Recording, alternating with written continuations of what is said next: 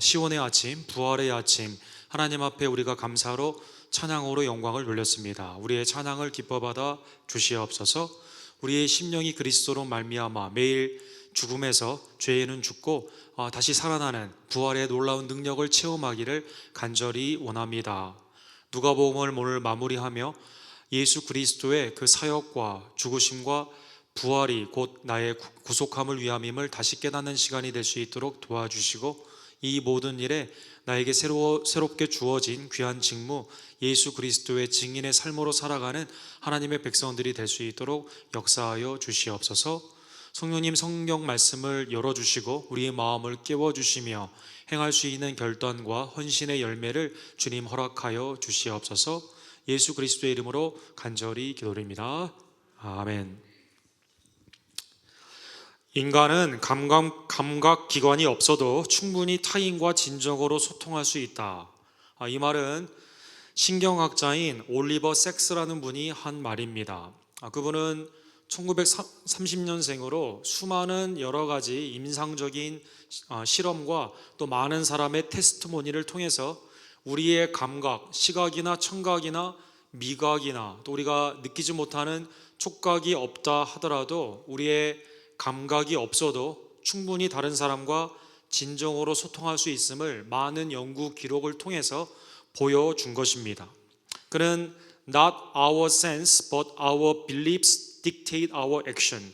우리의 감각이 아니라 우리의 믿음이 우리의 삶을 다스린다라는 유명한 말을 한 것처럼 보이는 것, 듣는 것, 또 우리가 미각으로 느끼는 것, 그 모든 것들이 나의 삶을 주도하는 것이 아니라 나의 신념, 나의 신앙, 나의 믿음이 우리의 삶을 주도한다라고 말한 것입니다. 그의 명저인 The Mind's Eye, 마음의 눈이라는 책이 있습니다. 이게 영화로도 되어서 At First Sight이라는 영화로도 이렇게 개봉이 되었습니다.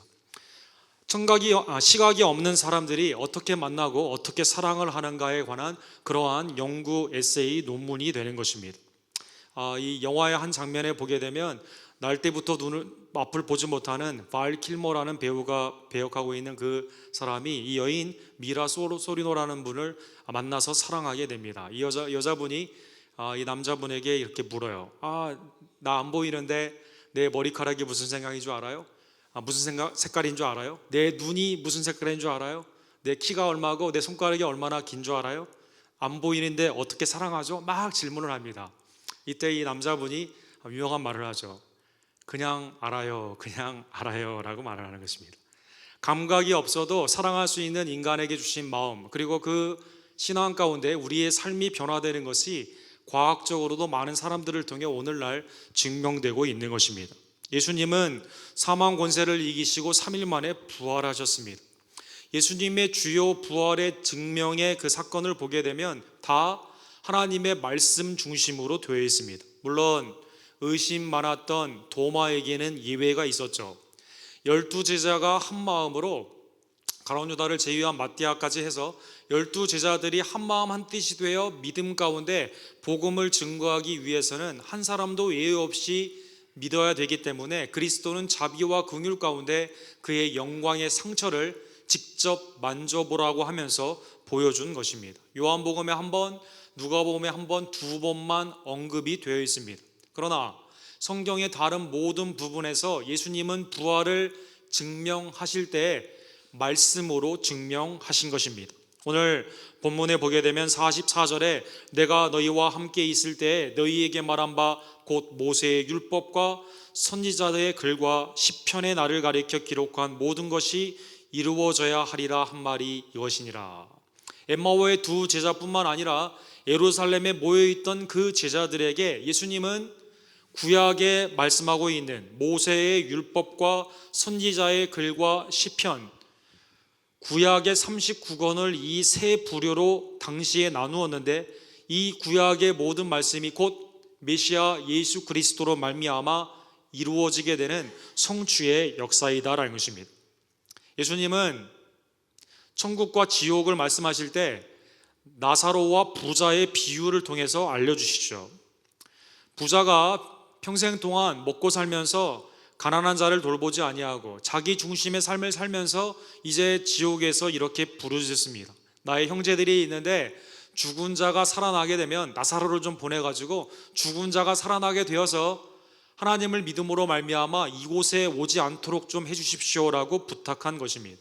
이때 하나님은 아브라함을 통해 이렇게 말을 합니다. 모세와 선지자들에게 듣지 아니하면 비록 죽은 자 가운데서 살아나는 자가 있을지라도 권함을 받지 아니라 하였다 하시니라. 죽은 자가 살아온다 하더라도 육신으로 그것을 본다 하더라도 말씀을 믿지 아니하면 예수 그리스도의 부활, 나의 죄와 사망에서 그리스도를 통한 부활을 믿을 수가 없다라는 것입니다.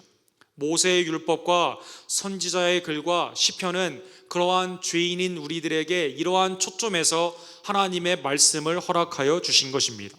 왜 구약을 모세의 율법과 시편과 선지자의 글이라고 표현했을까요? 그것은 시락이라고 불리우는 위대한 랍비를 통해 구약이 주석처럼 정리되어 있는 그러한 책을 사람들이 참고했기 때문인 것입니다. 여러분, 예수님 당시에 수많은 바리새인 서기관들이 말씀을 상고하며 그리스도에게 많은 도전을 합니다. 그들의 대부분의 도전은 사실은 시락이라는 이 랍비의 책에 나오는 윤리의 강령, 메시아 대망 사상 가운데 있는 그러한 질문을 토대로 한 것입니다. 시락은 BC 2세기에 가정들, 특별히 아이들에게 구약을 어떻게 하면 조금 더 현실적으로 가르칠 수 있을까 하여 윤리적으로 세 부분으로 나눴습니다. 모세의 율법, 시편, 선지자의 글을 통해서 오시는 메시아를 통해 이스라엘이 회복됨을 소망 가운데 가르쳐 준 것입니다. 그러나 메시아의 대망 사상을 머리로는 가졌다 하더라도 실제 예수 그리스도를 믿음으로 연결시킬 수 없었기 때문에 그들은 육신의 눈으로 예수님을 보았지만 그가 병든 자를 고치고 귀신을 내어쫓고 오병이어의 기적을 일으키고 죽은 자를 살리는 놀라운 역사를 눈으로 보았지만 예수 그리스도를 믿지 아니한 것입니다. 요한복음 5장에 보면 예수님은 그들에게 이렇게 말을 합니다. 너희가 성경에서 영생을 얻는 줄로 생각하고 성경을 연구하거니와 이 성경이 곧 내게 대하여 증언하는 것이니라. 성경을 아무리 연구한다 하더라도 믿음으로 그 말씀을 예수 그리스도로 연결시키지 못하게 되면 육신으로 예수님을 본다 하여도 예수 그리스도를 메시아로 나의 구원주로 받아들일 수가 없다는 것입니다. 그래서 예수 그리스도께서는 부활의 영광의 상처도 보여주는 사역을 하시긴 하셨지만 그의 부활의 40일 동안의 이 땅의 삶은 말씀을 가르치는 집중적인 말씀 사역에 치중하신 것입니다. 성경에 보게 되면 총 354군데의 모세, 선지자, 시편의 예언의 말씀을 통해서 메시아가 오게 됨을 그리스도에 관한 예언의 말씀이 기록되어 있습니다. 이것은 당시에 부분적으로 예수 그리스도를 통해 이루어졌을 뿐만 아니라 오시는 예수 그리스도의 재림을 통해서 완전히 이루어주는 말씀이 되는 것입니다. 가장 먼저 오시는 그리스도 그 복음이 증거된 말씀은 창세기 3장 15절에 나와 있습니다. 뱀에게 인간을 유혹하여 악함을 상징하는 사탄, 그 뱀에게 하나님은 이렇게 선포하시죠. 너는 여인의 후손의 발꿈치를 상하게 하지만 여자의 후손은 내 머리를 크러쉬, 완전히 너를 죽여 없앨 것이다 라고 하는 십자가와 부활의 복음을 미리 알려주신 것입니다. 이사야 53장은 어떠합니까?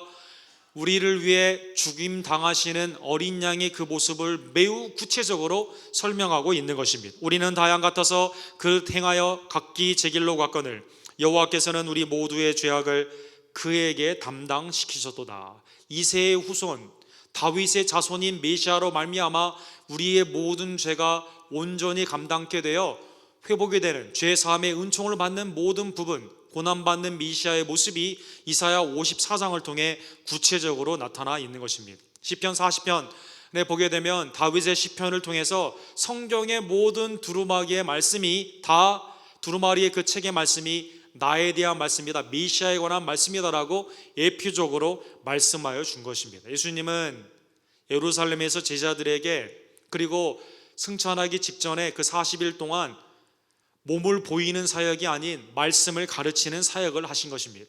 승천하시는 예수님은 육신으로 이 땅에 남아다니면서 세계 여행을 하시며 부활한 내 몸을 만져보라라고 말씀하지 아니하시고 말씀을 통해 부활하심을 제자들을 통해 증거하기를 원하셨다라는 것입니다. 그러한 의미에서 메시아의 죄 사함의 중요한 사역, 그것을 우리는 복음이다라고 말을 합니다. 복음은 예수님의 대속의 죽음과 사망 권세에서 이기시는 부활에 초점이 맞추어져 있는 것입니다. 45절과 46절에 제자들의 마음문을 여시고 그리스도가 고난을 받고 제3일에 죽은 자 가운데서 살아날 것을 예수님은 말씀을 통해 증거하신 것입니다. 예수님이 죄가 없으시지만 우리를 위해 대신 죽으시는 모습은 모세의 율법, 선지자의 글, 시편을 통해 많이 증거되어 있습니다. 사망 권세에 영원히 계시는 것이 아니라 3일 만에 부활하시는 예수님의 부활은 성경의 곳곳에서 그대로 예표되어 있는 것입니다. 이 모든 것들이 그리스도의 실질적인 십자가의 죽음과 3일 만에 부활하심으로 말미암아 온전하게 이루어지게 된 것입니다. 이제 47절에 보면 제자들에게 또 하나의 예언이 이루어져야 됩니다. 그것은 하나님의 놀라운 이 구원의 계획이 그리스도를 통해 이루어졌음을 너희만 간직하는 것이 아니라 만민에게, all nation, 모든 사람에게 증거되어야만 되는 것입니다. 그의 이름으로 죄사함을 받게 하는 회개가 예루살렘에서 시작하여 모든 족속에게 전파될 것이 기록되었으니, 대속의 죽음과 부활, 이 복음의 내용은 제자들에게 멈추는 것이 아니라 독점되는 것이 아니라 만민에게 증거되어야만 되는 것입니다. 시편 96편 3절에 보면 그의 영광을 백성들 가운데 그 기이한 행적을 만민 가운데 선포할지어다. 솔로몬이 성전을 지을 때 그 성전은 유대인의 것만이 아니었습니다. 하나님의 놀라운 대사가 곳곳 만민에게 증거되기를 원한 것입니다. 시온의 포로가 돌아오게 될 때 그 하나님의 역사가 만민에게 증거되게 됩니다. 오시는 메시아를 통해 우리의 죄가 담당이 되는 그 복음의 소식도 이방인들에게 증거되어야만 되는 것입니다. 증거될 때 두 가지가 반드시 병행이 되어야 됩니다. 하나는 죄 사함의 그 은혜를 받기 위해서 복음이 우리 가운데 오게 되려면 우리는 죄에서 돌아와야 되는 회개가 있어야만 되는 것입니다. 나의 죄를 깨닫게 되고 죄를 뉘우치며 이제는 죄를 반복하지 않는 죄에 합당한 열매를 우리는 맺기 위해 주께로 돌아와야만 되는 것입니다. 터닝 맥이 하나가 있고 예수 그리스도의 사역에 내가 온전히 나의 삶을 맡기는, 그리고 동의하여 맡기게 되는 신뢰, 즉 신앙, 믿음의 사역이 있어야만 된다는 것입니다. 이 모든 사역이 제자들로 말미암아 예루살렘으로부터 퍼지게 되는 것입니다. 제자들은 그러한 의미에서 전에 사람 낚는 어부로 부름을 받은 제자들의 새로운 직무의 이름은 예수님은 증인이다라고 말씀하고 있습니다. 너희는 이 모든 일의 증인이다라는 것입니다. 보고 듣고 깨닫고 또 본인이 증거하는 그 말씀이 사실에 입각한 법적 증언대에서 온전한 진리를 말하게 되는 그 증인들처럼 그리스도의 갈릴리의 사역, 예루살렘의 고난의 사역, 십자가의 죽음과 부활의 사역, 또 승천하기 전에 40일 동안의 예수님의 가르침의 그 사역을 온전히 받은 제자들은 예수 그리스도의 그 대속의 죽음과 부활의 증인의 삶으로 나아가게 되는 것입니다. 제자들이 이것을 육신의 힘으로 할 수 없기 때문에 아버지 하나님은 성령을 약속하시고 예수님은 성령을 보내주시는 것입니다. 사도행전의 주제가 누가복음의 저자인 누가를 통해 이렇게 증거가 되어 있습니다. 사도행전 1장 8절 우리 한 목소리로 같이 읽도록 하겠습니다. 오직 성령이 너희에게 임하시면 너희가 권능을 받고 예루살렘과 온 유다와 사마리아와 땅끝까지 이르러 내 증인이 되리라 하시니라. 예수님은 육신으로 하나님께 들림을 받게 되지만 이 땅에 예수 그리스도의 복음의 사역은 제자들의 증인의 사역으로 계속 이루어지는 것입니다. 예수님은 그러한 의미에서 복음을 제자들에게 위탁하여 주셨습니다. 51절에서 53절에 보면 제자들에게 이 사역을 맡기시고 주님은 하나님 우편에 앉아 계시는 것입니다. 제자들은 예수님의 약속의 성취를 믿고 예루살렘에 거하며 마가의 다락방에서 120명 성도가 주님이 약속하신 그 성령을 기다리기 위해 마음이 하나가 돼요. 매우 중요하죠. 주님이 약속했는데 어떤 사람을 믿고 어떤 사람을 안 믿게 되면 성령의 역사는 온전함으로 이루어질 수 없는 것입니다. 그런데 120명의 성도가 한 마음 한 뜻이 되어 더불어 마음을 같이하여 오로지 기도에 힘쓰니라.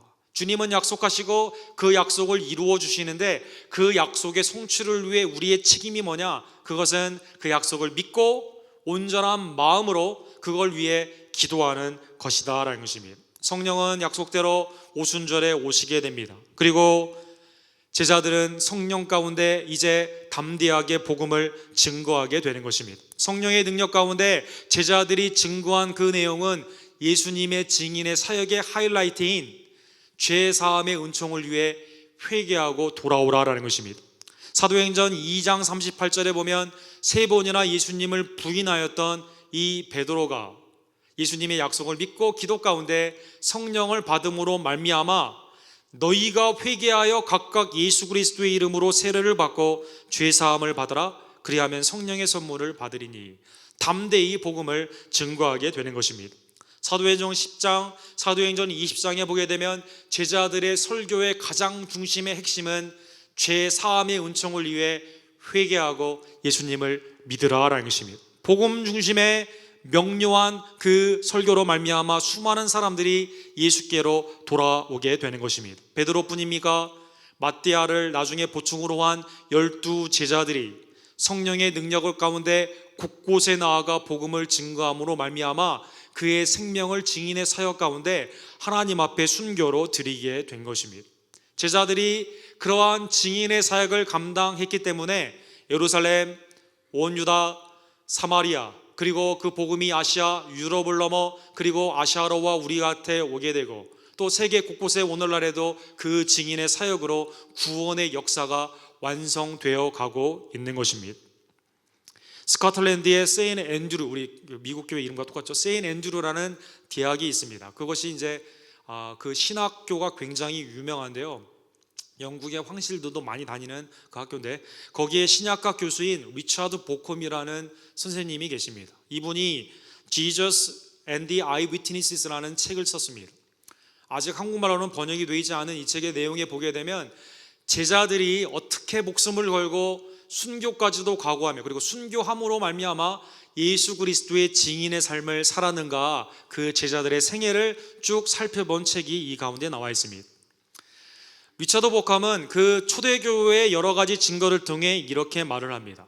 그리스도는 하나님의 구원 계획의 시작이며 실제 십자가와 부활로 말미암아 진행하셨고 그리고 지금도 하나님 우편에서 우리를 위해 기도하심으로 말미암아 완성해 나가시는 분이시다라는 것입니다. 구속의 창시자이며 진행자이시며 완성자이시다라는 것입니다. 이 말씀은 동일한 명령이 나와 있는 마태복음 28장에 보면 구체적으로 나와 있습니다. 예수님이 우리에게 복음을 위탁하시고 하나님 우편에서 커피 마시면서 그냥 어떻게 하나 보자라고 하시는 것이 아니라 성령 가운데 예수님은 지금도 우리를 위해 중보하시며 지금도 우리와 함께 하신다라는 것입니다. 어떤 사역 가운데? 복음에 증거하는 증인의 사역 가운데 너희는 가서 모든 민족을 제자로 삼아 아버지와 아들과 성령의 이름으로 세례를 베풀고 내가 너희에게 분부한 모든 것을 가르쳐 지키게 하라. 볼지어다 내가 세상 끝날까지 너희와 항상 함께 있으리라 하시니라. 리차드 보캄은 이렇게 말을 합니다. 오늘날 서양교회 또 우리의 현대인의 신앙 가운데 하나님의 임재, 주님의 임재를 왜 느끼지 못하는가? 그 이유는 마태복음 28장에 입각하여 복음을 증거하는 사역으로 나아가지 못하기 때문에 하나님의 임재, 주님의 임재를 잘 느끼지 못한다라는 것입니다. 여러분, 우리가 말씀과 신앙 가운데 게을리하게 되면 주님의 임재가 없는 것 같은 느낌이 들게 되죠. 영적으로 소위 말하는 다운이 되었다라는 말을 많이 씁니다. 우리의 신앙 가운데 힘이 없고 능력이 없는 이유가 무엇일까요? 증인의 삶으로 담대히 나아가지 못하고 나의 정욕 가운데 온전히 주님의 뜻을 순종하지 못하게 되면 주님의 그 임재, 세상 끝날까지 나와 함께 하시는 주님의 임재를 느끼지 못한다라는 것입니다. 내 중심에 나에게 주님은 항상 은혜를 베풀어야 되며 나에게 항상 무언가 주어야 된다는 이기적인 신앙 가운데는 아무런 힘을 받지 못한다라는 것입니다. 성령은 우리 가운데 어떻게 능력으로 임하게 됩니까? 복음을 증거할 때 임하게 되는 것입니다. 너와 항상 함께 있으라는 임마누엘 예수 그리스도의 그 임재는, 그 프레젠스는 언제 우리가 가장 많이 느끼게 됩니까? 복음을 증거할 때, 전도와 선교의 사역 가운데 이웃에게 그리스도의 사랑을 증거하게 될 때 우리가 느끼게 된다라는 것입니다.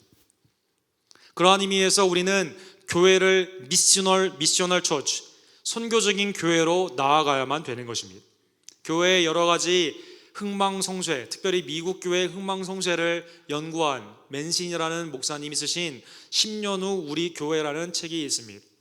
교회가 전성기를 누리는 그 교회가 10년을 넘지 못하고 왜 이렇게 도전을 많이 받고 또 하나님의 은혜 가운데 머물지 못하고 왜 이렇게 변질이 되는가, 이 책을 통해 이렇게 잘 밝히고 있는 것입니다. 많은 교회들은 하나님이 고유하게 주신 교회의 그 직무를 벗어나서 많은 것들을 흉내낸다라는 것이죠. 흉내내기 때문에 변화되는 그러한 풍족 가운데 온전한 교회의 기능을 잘 감당할 수 없다라는 것입니다. 그러한 의미에서 우리는 10년 후 우리 교회의 모습, 우리 교회에도 적용되는 말씀인데, 그 모습을 바라보게 될 때 스테이터스 코, 기존에 있는 그것을 유지하는 그 입장이 아닌 우리 스스로가 주님의 몸된 교회의 지체로서 교회의 사명을 온전히 감당해야 되는 것입니다. 맨시니 목사님의 그 그림에 보게 되면 다음과 같은 그림이 있습니다. 기존의 교회의 모습, 쇠락하는 교회의 모습은 내가 교회에 간다라는 건물 중심의 교회관입니다. 교회는 나에게 무엇인가 해줘야 되는, 나는 소비자이고 교회는 기관으로 되어 있다라는 것입니다. 그러기에 매우 어둡고 정적입니다. 외부에서 누가 우리에게 오지를 않는가, 외부에 의지하게 된다라는 것입니다. 이러한 교회에 하나님의 역사가 일어날 리가 없습니다. 하나님의 역사는 미셔널 교회, 한 사람 한 사람이 다 교회임을 깨닫고 나의 삶의 그 자리가 전도의 자리이며 하나님의 성전임을 깨닫고 우리 스스로가 초대교회처럼 모였을 때 기도하고 말씀을 증거하며 말씀을 받으며 교제하며 그리고 우리의 삶 가운데 흩어지게 되었을 때는 각자의 그 교회의 역할로서 복음을 증거해야만 되는 것입니다. 두 가지 초대교회 사역 가운데 컨시스턴하게 교회의 사명을 잘 감당하기 위해서는 중요한 두 가지의 사명이 있습니다. 그것은 교회가 하나님의 명료한 복음을 가지고 있어야만 된다는 것입니다. 복음을 가지고 있어야 된다. 아니, 복음이 없는 교회가 어디 있습니까? 근데 중요한 것은 명료한 복음을 가지고 있어야 된다. 이 뜻은 무엇일까요? 하나님의 말씀 앞에 온전함으로 서야만 된다는 것입니다. 교회 강단, 교회 모든 모임 가운데 하나님의 말씀에 온전한 회복이 있어야만 된다는 것입니다. 그리고 흩어지는 성도의 삶 가운데는 예수 그리스도를 증거하는 증인의 삶의 회복이 있어야만 된다는 것입니다. 그렇지 않고 공급자와 소비자로 나누어지게 되는 그러한 세상적인 관념 가운데서는 10년 후 우리 교회뿐만 아니라 10년 후에 그러한 교회들은 사라질 수밖에 없다라는 것입니다. 에베소 교회를 감당하고 있었던 디모데에게 감옥에 있었던 바울 사도는 나를 부끄러워하지 말고 너는 말씀을 전파하라, 때를 얻든지 못 얻든지 항상 힘쓰라라고 권면한 것입니다. 초대교회 상황에 따라 할 때 있고 안 할 때가 있고, 그 사람의 영적인 상황을 내가 그냥 판단하여 말씀을 부끄럽게 여기는 것이 아니라 in season, out of season. 이 뜻은 과일이 익을 적기와 과일이 익지 않은 부족한 그 시간을 말을 합니다. 그걸 내가 영적으로 판단하지 말고 말씀을 때를 얻든지 못 얻든지 증거하라라는 것입니다. 초대교회 제자들이 증인의 삶으로 변화되어 복음이 증거되게 된 것처럼, 하나님의 나라의 구속의 역사에 그들이 참여하게 된 것처럼 우리 언덕교회에 있는 모든 성도들, 복음에 위탁받은 주님의 제자들로서 증인의 삶, 복음을 증거하는, 때를 얻든지 못 얻든지 복음을 온전히 증거하는 하나님의 백성들 되기를 간절히 원합니다. 전 세계에 우주 비행사라고 이름을 명명할 수 있는 그 사람들은 약 560명 정도 된다고 합니다. 지난 40-50년 동안에 우주를 향한 인간의 모든 탐험 가운데 그 타이틀을 가진 사람은 560명이고 실제 궤도 밖으로 그리고 달이랄지 여러 다른 곳에 탐험한 사람은 24명이라고 합니다. 그리고 인류의 역사 가운데 실제 문워커, 이 달을 발로 밟아본 사람은 12명이라고 합니다. 1971년도에 아폴로 15호선을 타고 최연소의 나이로 달을 탐험한 분이 계십니다. 그분의 이름은 제임스 어빙이라는 분입니다. 제임스 어빙이 달을 탐험하고 온 후에 그는 수많은 정치적인 그러한 단체들, 또 사회의 단체들, 인스포레이셔널한 그러한 스피치를 듣고 싶어하는 사람들에게 초청을 많이 받았다고 합니다. 사람들은 묻습니다. 진짜 달에 가니까 지구가 동그랗더냐?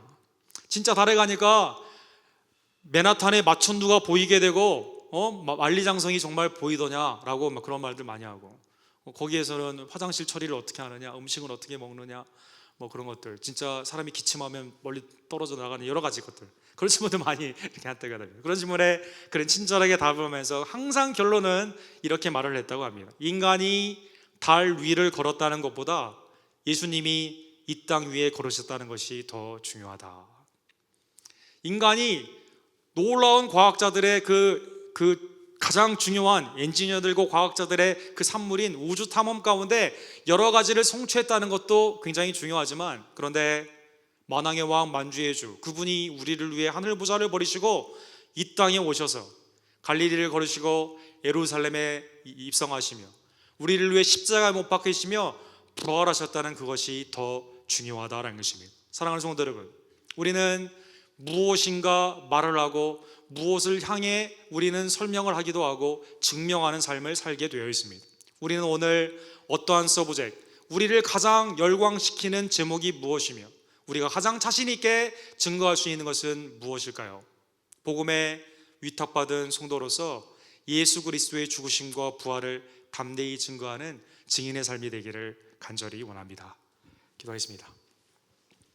사랑하는 하나님 아버지, 감사합니다. 오늘 누가복음을 마무리하며 그리스도께서 구약의 예언의 성취대로 우리를 위해 이 땅에 강림하시고 고난받으시고 죽으시고 부활하심을 제자들과 같이 함께 상고케 하심에 진심으로 감사를 드립니다.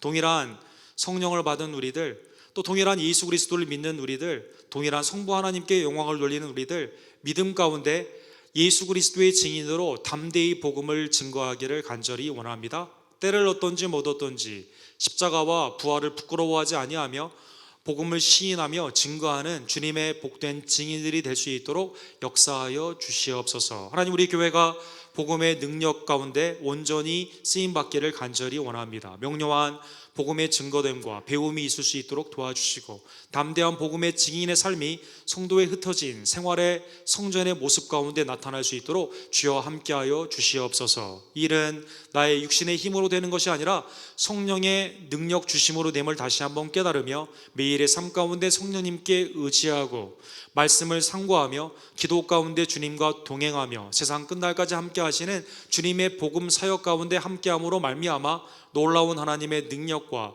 임재를 체험하는 주님의 복된 증인들이 될 수 있도록 역사하여 주시옵소서. 예수 그리스도의 이름으로 간절히 기도드립니다.